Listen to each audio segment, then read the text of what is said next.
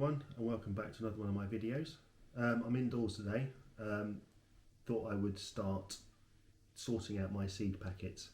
So I've got piles and piles of seed packets to go through. What I'm doing at the moment is sorting them out into what's out of date and what's in date. Once I've sorted out the in date ones, I'll then work out what I'm going to sow next year and what I need to buy.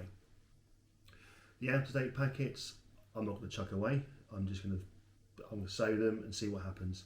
So I'll chuck them into some seed trays and we'll see what happens there. Obviously with the out of date ones, I can't guarantee germination. Can't guarantee germination with the in date ones, but hopefully they'll be a better success. So what I'm doing here is just quickly going through my box of seeds and just quickly deciding whether or not they're in date or out of date. So we've got several here that are in date and there's several there that are out of date. So this one's out of date. It's land cress, but you know, I could sow it and it probably germinate no problem at all. So this one here, sow by January 2023. This is a Chioggia beetroot, so I'll give that a go next year.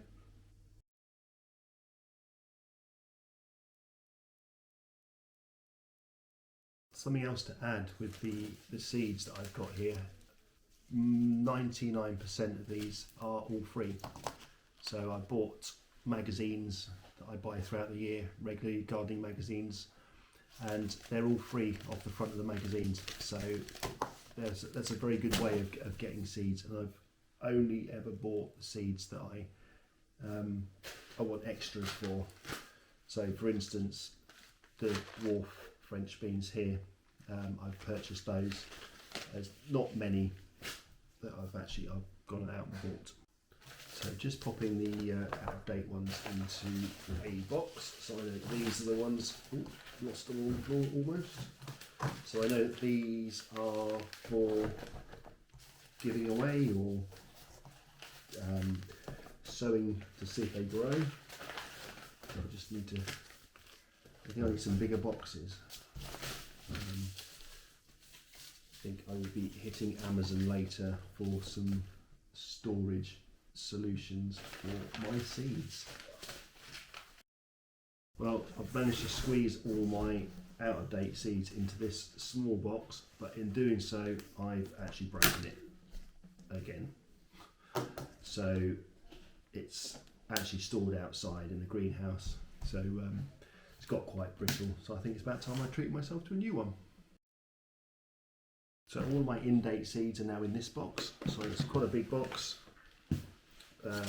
So what I'll need to do next is go through and sort out the ones that I'm going to be sowing this year, and then I can work out from there what I need to buy based on what I don't have.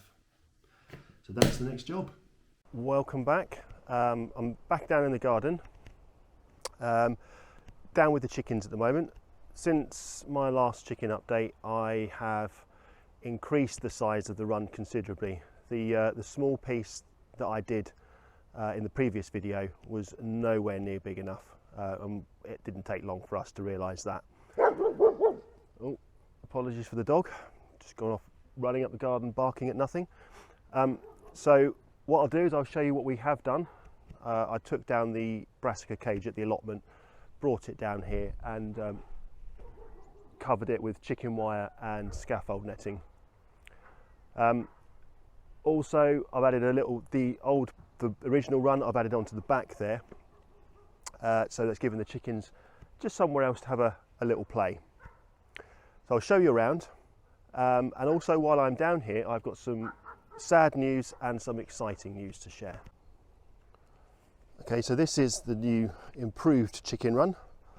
So we've got as I said, the old brassica cage, and it's now covered with the scaffold, the green scaffold netting, and then there's chicken wire behind it. It's very muddy inside. In fact, all the chickens have seemed to have gone into their hut, so Obviously sheltering. It's actually quite a nice day today.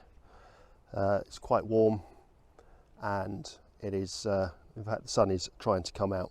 It's very, very wet down here, and very squelchy underfoot. So as I said earlier,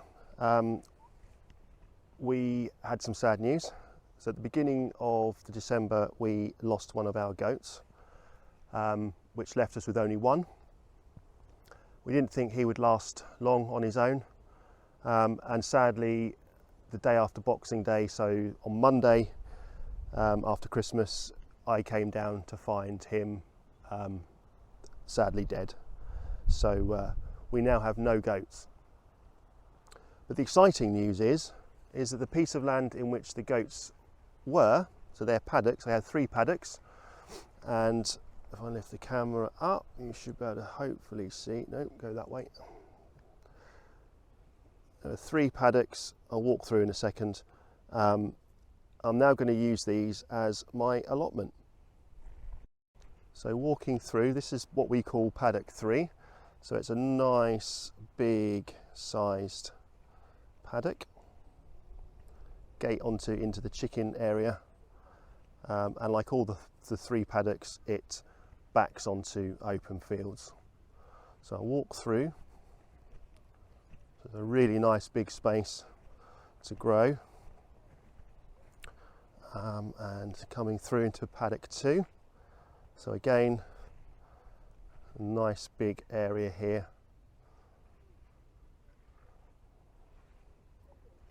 Okay, and again the gate going through there. There is a small rill that runs through from the pond. It overflows, and in the winter when we have a lot of rain, this actually runs through down to the pond at the bottom in the chicken area. So walking through now into paddock 1. This is probably the smallest of the 3. Also actually the driest, because I think we've got these 2 large Monterey pine trees here, which are taking up quite a lot of the water. It's quite wet down this end of the garden, but this is by far the driest. So we've got a shed in which the goats used to live. Needs a little bit of work doing to it. You can see at the front the door's damaged, and there's some damage there where they've chewed in the past, but actually it is pretty sound. So a bit of a repair job for that, and it'll be right as rain.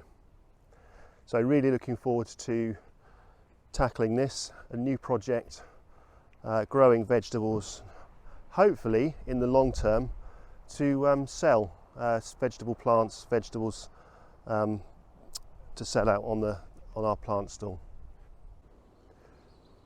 So as I said, some exciting work to come up in the next few months. A lot of work to be done, but I think it's going to be worth it. I will be giving up my allotment down in the village. There's more space here, far more space here to work. It's right at the bottom of our garden, so it's easier to get to. Obviously easier to water. We've got access to a tap here, so if we get the dry summers it will be a lot easier. So it's all going to be no dig. So I've taken inspiration from Charles Dowding and his site at Homeacres. So I'll be following his methods, the cardboard on top of the grass and compost on top of that. No digging at all. I can't dig anymore, it's because of my back, and actually looking at his videos and trialing a no dig bed down the allotment, it does work very well. So we're going to be doing that. So we're going to be needing a lot of cardboard. So if you're watching this and you're local to me, then please save your cardboard, let me know you've got some. But as the project progresses, I'll be releasing several videos detailing what we're doing and how we're getting on.